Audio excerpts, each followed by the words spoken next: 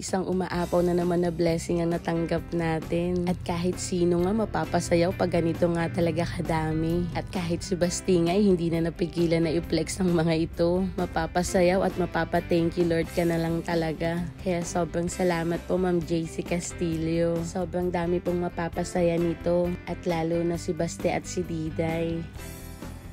Maaga pa nga lang to na may dumating ang blessing. Galing nga ito kay Ma'am JC Castillo from USA. At pagkatapos nga namin itong buksan sa live at nang matapos nga inisa-isa na naming ayusin ang lahat para makapili na din ng para kay Diday at kay Baste. At syempre yung mga susobra at hindi naman namin magagamit, kailangan din nating i-share sa iba. O habang nanonood kayo dito, mamili na kayo. Dahil kahit nasaan ka pang lugar, Luzon, Visayas at Mindanao, makakarating to sa inyo at may padala namin. At wag po kayong mag-alala dahil next week meron pa ulit tayong padating. Kaya kahit pa paano ay maishishare talaga natin to sa iba. At kung malapit nga lang kayo sa amin, kami na mismo ang magdadala sa inyo. Sa totoo lang po, napakasarap talaga sa pakiramdam na mabigyan ka ng ganito. Saka sobra akong natatouch sa mga taong nakakaalala sa akin. Kahit hindi sa mga material na bagay, basta maalala mo ko, sobrang touch na ako. At isa pa sa mga nagpasaya sa akin dahil sa sobrang dami nito makakapag-share ako sa iba. Ganun kasi yung gusto ko, na kung ano yung meron ako, gusto ko makapag-share din ako sa iba. Hindi pwedeng ako lang yung masaya. Gusto ko masaya din yung mga taong nakapalibot sa akin. At syempre, kayo din. Nagulat nga ako nung sabihin ni Diday at ni Baste na ang saya daw pala sa pakiramdam na sila mismo yung magbubukas ng box. Tapos hindi lang daw sila yung magiging masaya dahil maishishare din nila to sa mga taong malapit din sa kanila. Ayun yung mga gusto ko talaga ng mga natututunan nila Diday at ni Baste, na kahit konti lang yung mapunta sa kanila, ang mahalaga ay makapag-share din sila sa iba. Mahirap din naman kasi kapag sobra-sobra. At sabi nga ni Diday, hindi naman daw niya lahat yan magagamit. At natutunan din nila na kapag nagbigay ka nga, na mas malaking blessing pa ang babalik sa'yo. Nakakatuwa lang talaga isipin na kahit kailan ay hindi nga sila naging abusado. Or kahit sa mga gamit na natatanggap nila, mas naiisip pa rin nila yung mga kani-kanilang pamilya. Na dapat meron kay mama, meron kay kuya, meron kay ate, meron kay lola, meron kay tita, na parehas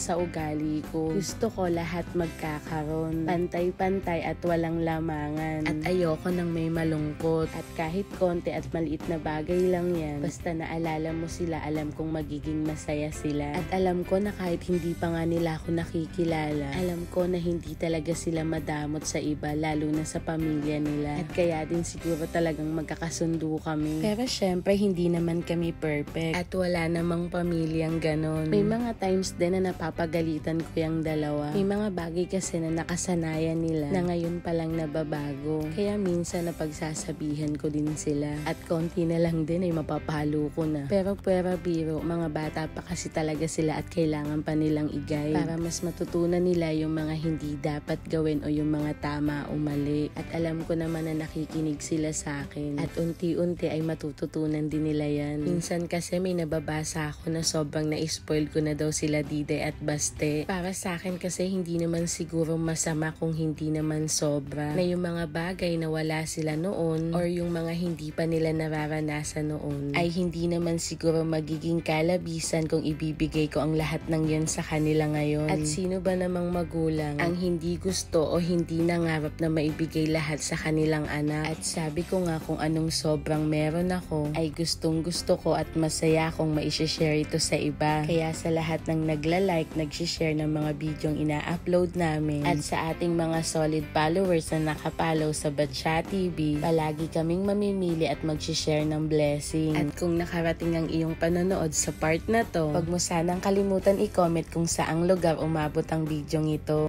Hi! Magandang araw o sino po gusto ng blessing? At ngayon nga, isi-share ko sa inyo kung ano yung pinakamabilis at pinakamura na pwede nyong pagkakitaan. At syempre, walang iba kundi ang Wise Cleaner na #1 top brand DIY dito sa atin sa Pilipinas. At ito yung sinasabi ko sa inyong magic. Dahil ang kailangan mo lang ay balde, 2 liters na tubig, panghalo. At yung nakalagay nga sa pouch ay ihalo mo lang sa 2 liters na tubig. At hahaluin mo lang ito ng 3 minutes and then tapos na. O, diba talagang magic kit nga ito dahil napakadali madali lang gawin at haluin. At halos wala pang 3 minuto ay malapot na. At mag-iintay ka lang ng 1 oras at pwede mo na itong isalin sa mga bote. And yes, ganun nga lang kadali, as easy as 1, 2, 3, meron ka ng premium dishwashing liquid sa murang halaga lang. So ano pang inaantay mo, i-like at i-share mo na ang video ito dahil baka isa ka sa maswerteng mapili namin na mabigyan ng blessing. And paki-comment na din po kung saang lugar umabot ang video ito. At yun lang po, God bless!